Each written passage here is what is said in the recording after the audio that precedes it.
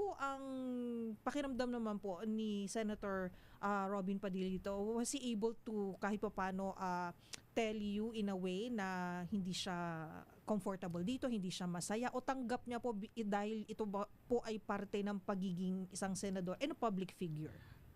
Hindi po nagdi-discuss si Senator Padilla tungkol dyan because sa aking obserbasyon sa kanya, very confident siya sa kanyang performance as a senator during this impeachment trial. Kung titignan mo yung bashing at kung titignan mo yung pumupuri sa kanya, within the DDS universe, yung mga Duterte supporters universe, hindi bashing yung nakalagay doon, pagpupuri.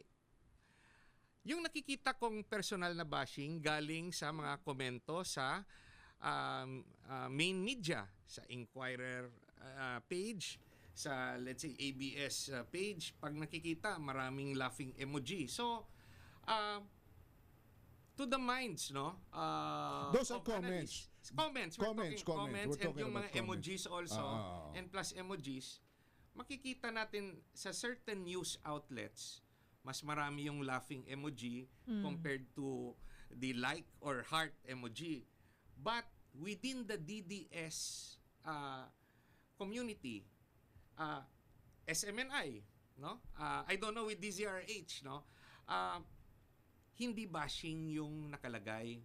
Bagkos pagpupuri at pasasalamat sa kanyang saloobin at paghandle ng impeachment. So, yung isa ring basihan natin, kung palpak yung ginagawa ni Senator Padilla, bakit sa survey kung saan wala siyang partisipasyon, no? At ito'y independent survey, bakit number 1 siya doon?